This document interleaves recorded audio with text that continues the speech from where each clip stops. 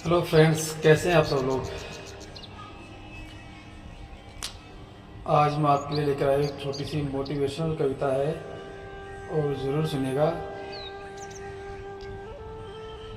आसमान में चांद और सितारों की बारात थी। आसमान में चांद और सितारों की बारात थी।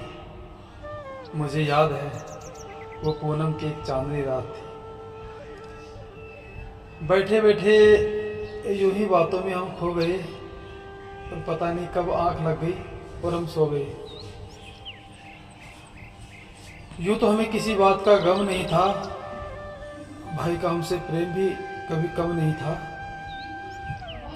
अचानक एक हादसा घट गया हमारे साथ में। अचानक एक हादसा घट गया हमारे साथ में और भाई के साथ झगड़ा हो गया जरा सी बात में। अकड़ के हम भी भरे पूरे थे, अकड़ के हम भी भरे पूरे थे। सोच लिया होगा वही जो मैं चाहूंगा और शाम को ही सामान पैक कर लिया और कह दिया कि अब बड़ा आदमी बनकर ही दिखाऊंगा। आंख खुली पर उठने में थोड़ी देर हो गई और भाभी भी राशन पानी लेकर हम पर शेर हो गई। हमने भी गुस्से में अपना सामान उठाया और चल पड़े एक शहर को। मुझे ठीक ठीक याद है कि हम निकले थे एक दोपहर को।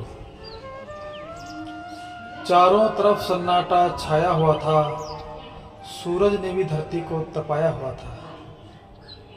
चप्पल थी पैरों में, चप्पल थी पैरों में, फिर भी पांव जल रहे थे। शहर पहुंचने की चाह में हम पैदल ही चल रहे थे। थोड़े मायूस, थोड़े से उदास थे, थोड़े से मायूस और थोड़े से उदास थे। शहर जा रहे थे, रुपये पैसे ही नहीं पास थे। चलते चलते अचानक ठोकर खाकर हम गिर पड़े।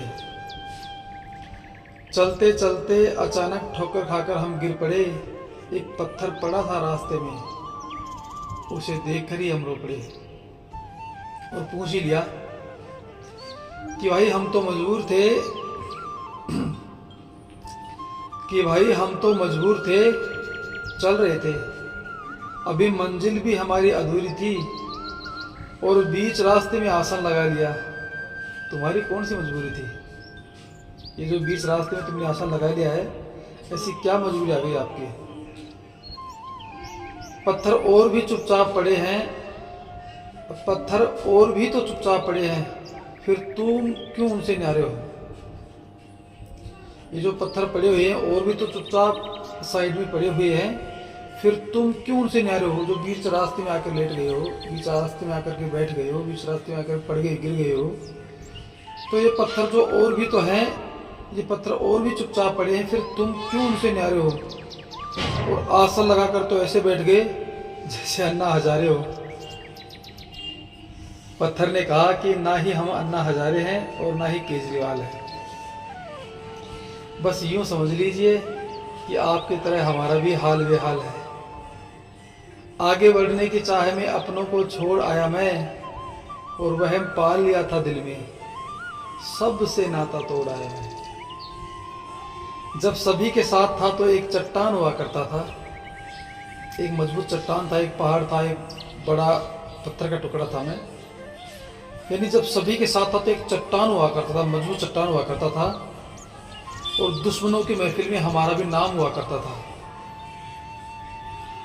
हर जोर जुल्म को हंसकर सह लेना ही हमें आता था और चूर चूर हो जाता था जो हमसे टकराता था।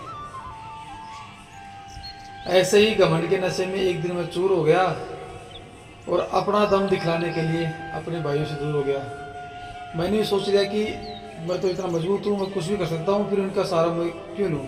मुझे किस बात की आवश्यकता है इनकी? इसलिए घमंड के नशे में एक दिन मैं चूर हो गया और अपना दम दिखलाने के लिए भाइयों से मैं दूर हो गया। आज हर इंसान मुझे अकेला पाकर अपना गुस्सा उतार रहा है। आज हर इंसान मुझे अकेला पाकर अपना गुस्सा उतार रहा है। कोई मुझे इधर तो कोई मुझे उधर ठोकर मार रहा है। खैर, पत्थर होना मुझे तो अब आदत हो गई है, पर तुम खुद को पहचान लो। अकेला तिनका सभी तोड़ देते हैं, पर गट्ठर कोई तोड़ नहीं सकता, ये जान लो। लाख कठिनाई में भी कभी डरकर मुंह मोड़ना नहीं, लाख कठिनाई में भी कभी डरकर मुंह मोड़ना नहीं। और जिंदगी में कुछ भी बन जाओ, पर अपनों से कभी नाता तोड़ना नहीं। पत्थर होकर भी उसने जो समझाया मैं सब समझ रहा था।